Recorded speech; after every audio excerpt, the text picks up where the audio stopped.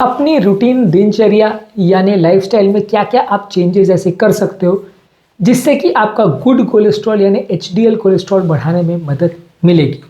आज बात करेंगे what are the lifestyle modifications जो आपके गुड कोलेस्ट्रॉल लेवल को बढ़ाते हैं। टॉपिक पर जाने से पहले जो लोग हमारे चैनल पर नए हैं उन्हें रिक्वेस्ट करूँगा कि चैनल को सब्सक्राइब करें, वीडियोज़ को लाइक करें, शेयर करें, फॉलो करें, कमेंट करें, पूरा देखें।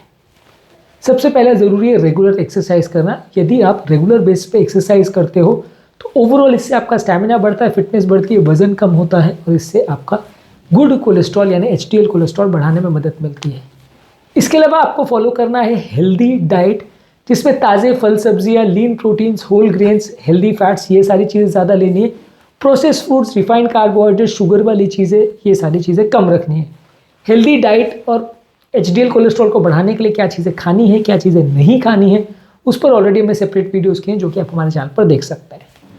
इसके अलावा आपको करना है वेट मैनेजमेंट। यदि आपका वज़न ज़्यादा है तो आपको एक्सरसाइज करके या फास्टिंग करके या अलग अलग थेरेपीज़ करके उसको जैसे भी करके कम करना है। यदि आपका वेट नॉर्मल है तो आपके cholesterol levels comparatively better control होंगे। यदि वज़न ज़्यादा है तो कोलेस्ट्रॉल कंट्रोल करने में मुश्किल आएगी, गुड कोलेस्ट्रॉल कंपैरेटिवली कम रहेगा। तो हेल्दी बॉडी वेट मेंटेन करना ज़रूरी है यदि आपको अच्छा कोलेस्ट्रॉल को बढ़ाना है।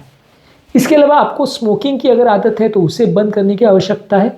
स्मोकिंग से बॉडी में बहुत सारे टॉक्सिक प्रोडक्ट्स बनते हैं जिससे कि आपका गुड कोलेस्ट्रॉल लेवल्स कम होता है, बहुत ज़्यादा ऑक्सीडेटिव स्ट्रेस होता है इससे। उसी तरह से तंबाकू खाने से भी यही इफेक्ट होता है। तंबाकू या तंबाकू का सेवन करने से या उसको अलग अलग फॉर्म्स में लेने से आपका कोलेस्ट्रॉल लेवल्स में नेगेटिव इफेक्ट पड़ता है, गुड कोलेस्ट्रॉल कम होता है, बैड कोलेस्ट्रॉल बढ़ता है। अल्कोहल के साथ भी यही है। यदि आप शराब ज़्यादा लोगे तो इससे भी आपका कोलेस्ट्रॉल लेवल्स में कुछ खास फायदा नहीं होता है, आपका ओवरऑल गुड कोलेस्ट्रॉल लेवल्स कम ही होता है। रेड वाइन के साथ कुछ लोग ऐसा बोलते हैं कि एचडीएल कोलेस्ट्रॉल लेवल बढ़ता है, पर ज़्यादातर ये बहुत डाउटफुल स्टडीज़ है और ज़्यादातर रेड वाइन के साथ भी फ़ायदा जब होता है वो बहुत ज़्यादा क्वांटिटीज़ में लेने से होता है। रेस्वेराट्रॉल जो उसमें कंपाउंड होता है वो बहुत ज़्यादा मात्रा में लेते हैं तो फ़ायदा होता है। इतनी ज़्यादा मात्रा में ना आदमी इसको ले पाता है और ना ही वो हेल्दी होता है क्योंकि वो आपको दूसरी तरह से उससे कई गुना ज़्यादा नुकसान पहुँचाता है। इसलिए रेड वाइन को भी कोलेस्ट्रॉल लेवल्स के इंप्रूवमेंट के हिसाब से लेने का कोई खास सेंस नहीं है। इसी तरह से आपको मेंटल स्ट्रेस यानी दिमागी तनाव को भी कम करने की आवश्यकता है। यदि आप मेंटल स्ट्रेस को कम कर सकते हैं तो इससे भी कंपैरेटिवली आपका कोलेस्ट्रॉल लेवल्स को कम करने में थोड़ी मदद मिलेगी। इसके अलावा कोई भी खाद्य पदार्थ जिसमें ओमेगा 3 फैटी एसिड्स है जैसे फ्लैक्स सीड, चिया सीड्स, बादाम, अखरोट है, सैल्मन, ट्यूना फिश, इस तरह की जो फैटी फिशेस है, ये सारी चीज़ों में ओमेगा 3 फैटी एसिड्स होता है। ये आपके गुड कोलेस्ट्रॉल लेवल को बढ़ाने में मदद करता है तो इनको आपको रेगुलरली लेना चाहिए। इसके अलावा सोल्यूबल फाइबर कंटेंट ज़्यादा खाएं। दालें हैं, अंकुरित चीज़ें, फाइबर वाली चीज़ें, सैलड्स वगैरह, ओट्स, बार्ली है, ये सारी चीज़ों में सोल्यूबल फाइबर होता है तो ये आपके कोलेस्ट्रॉल लेवल को कम करने में और गुड कोलेस्ट्रॉल लेवल को बढ़ाने में मदद करता है। तो इसको आप ज़्यादा मात्रा में खाएं तो अच्छा है। इसी तरह से आप प्लांट बेस्ड स्टेरॉल्स यानी एनिमल कोलेस्ट्रॉल के बदले अगर आप प्लांट कोलेस्ट्रॉल लेते हैं तो वो एनिमल कोलेस्ट्रॉल से कम्पीट करता है जिसकी वजह से एनिमल कोलेस्ट्रॉल का पाचन नहीं हो पाता है, एब्जॉर्ब नहीं हो पाता है और इसकी वजह से आपका ओवरऑल गुड कोलेस्ट्रॉल लेवल बढ़ता है, बैड कोलेस्ट्रॉल लेवल कम होता है। तो प्लांट बेस्ड स्टेरॉइड्स या प्लांट बेस्ड स्टेरॉल्स अगर आप ज़्यादा मात्रा में लेते हैं तो ये कंपेरेटिवली ज़्यादा हेल्दी है as compare to animal based cholesterol. इसके अलावा कोई भी खाद्य पदार्थ में एक्स्ट्रा शुगर या रिफाइंड कार्बोहाइड्रेट्स नहीं होना चाहिए। जो भी मीठी चीज़ें हैं, ज़्यादातर बेकरी के आइटम्स है, ज़्यादातर रिफाइंड कार्बोहाइड्रेट्स या मैदे से बनी हुई चीज़ें, ये सारी ही आपके लिए नुकसानदायक है। इसको आपको ज़्यादातर अवॉइड ही करना चाहिए। इसको ज़्यादा मात्रा में लेने से आपका गुड कोलेस्ट्रॉल लेवल कम ही होगा। ये सारी चीज़ें आपका वजन भी बढ़ाती है, सारी चीज़ें इंसुलिन रेजिस्टेंस भी बढ़ाती है और ये सारी चीज़ें पूरी तरह से बंद हो जाए तो ज़्यादा अच्छा है। इसके अलावा बहुत ज़्यादा अनसैचुरेटेड फैटी एसिड्स अगर आप लेते हैं तो वो हेल्दी है।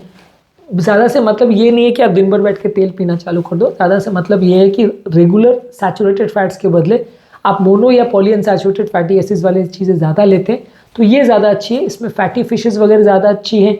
एवोकाडोज, नट्स, ऑलिव ऑयल्स, ये सारी चीज़ों में अनसैचुरेटेड फैट्स होते हैं जो कि कंपैरेटिवली आपके कोलेस्ट्रॉल लेवल को कम करने में मदद करते हैं और गुड कोलेस्ट्रॉल लेवल को बढ़ाते हैं। थोड़ी बहुत मात्रा में यदि आप डार्क चॉकलेट्स भी लेते हैं तो ये भी अच्छा है। डार्क चॉकलेट में फ्लेवोनॉइड्स जो होते हैं वो गुड कोलेस्ट्रॉल लेवल को बढ़ाने में मदद करते हैं।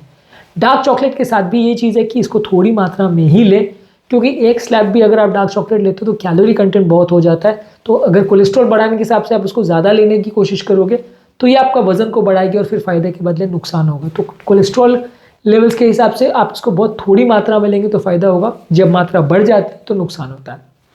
इसके अलावा पेट का नॉर्मल जो बैक्टीरियल फ्लोरा है उसको इम्प्रूव करने के लिए आप बहुत सारी चीज़ें खा सकते हो। उसमें फाइबर कंटेंट आपको ज़्यादा खाना चाहिए। दही है, फर्मेंटेड फूड प्रोडक्ट्स है जैसे सोरक्रॉट, किमची, केफिर है, ये सारी चीज़ों से आपका पेट का जो नॉर्मल बैक्टीरिया है वो बढ़ता है और ये नॉर्मल बैक्टीरिया के बढ़ने से आपका एचडीएल कोलेस्ट्रॉल यानी गुड कोलेस्ट्रॉल बढ़ाने में मदद मिलती है। तो गुड कोलेस्ट्रॉल को बढ़ाना है तो पेट के बैक्टीरिया को बचाना और बढ़ाना ज़रूरी है। इसके अलावा आपको पानी ज़्यादा मात्रा में पीना चाहिए।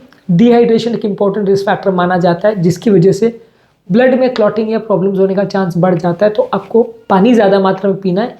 ये आपकी भूख को शांत करने में भी मदद करेगा और ओवरऑल आपके लिए हेल्दी है। इसी तरह से आपको प्रोसेस्ड फूड्स और फ्राइड फूड्स और तली हुई चीज़ें जैसे समोसे, कचौरी, पिज़्ज़ा, बर्गर्स या ज़्यादातर इस तरह की जो भी स्नैक्स है, फ्रेंच फ्राइज़ वगैरह, इसको आपको अवॉइड करना चाहिए। ये सारे ही चीज़ें पूरी तरह से अनहेल्दी है और ये सारी ही चीज़ें आपके कोलेस्ट्रॉल लेवल को बिगाड़ती हैं। Once in a while test के लिए ही आप इनको ले सकते हैं। रेगुलर बेस पे आप इनको अगर लेते हैं तो आपको नुकसान ही होगा और आपका हेल्थ बिगड़ेगी। ज़्यादातर जिन लोगों को भी कोलेस्ट्रॉल का प्रॉब्लम होता है उनके डाइट्स में इस तरह के कोई ना कोई इश्यूज़ होते हैं जिसकी वजह से उनकी हेल्थ बिगड़ती है। और जो लोग जितना ज़्यादा इस तरह के प्रॉब्लम्स करते हैं अपनी डाइट में और लाइफस्टाइल में, उनको उतना ज़्यादा लॉन्ग टर्म प्रॉब्लम्स आती है। तो आज के टॉपिक में हमने बात करी कौन कौन से लाइफस्टाइल चेंजेस है जो आपको करने चाहिए आपके गुड कोलेस्ट्रॉल यानी एचडीएल कोलेस्ट्रॉल को बढ़ाने के लिए।